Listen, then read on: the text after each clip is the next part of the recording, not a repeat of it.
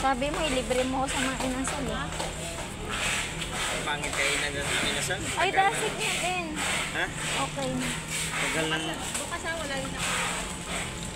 Wala ka naman bukas dito. Sa preview ko din.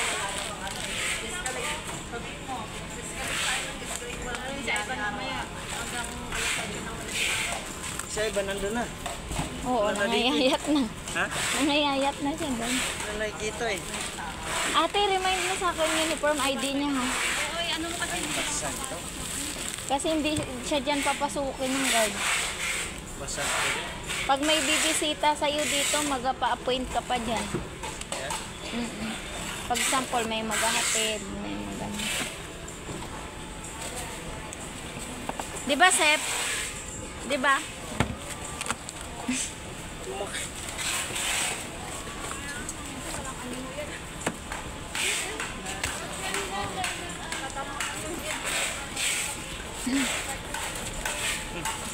Baliktad pa yung pagkalag. Nakatuwad din yung TV. Ang pangit ng kape pag malamig. Ba?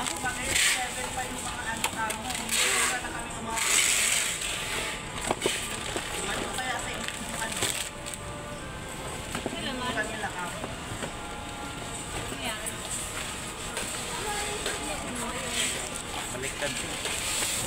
Kaya mo siya ito sa mga ay. Yung quick na sa 4254. basag.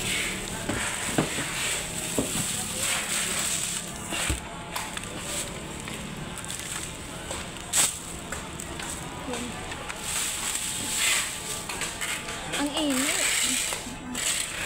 Okay na. Okay na ba? Okay na yung pagkabasag.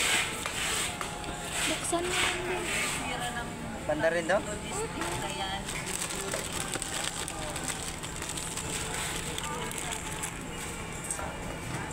Hala, pinawisan na ako.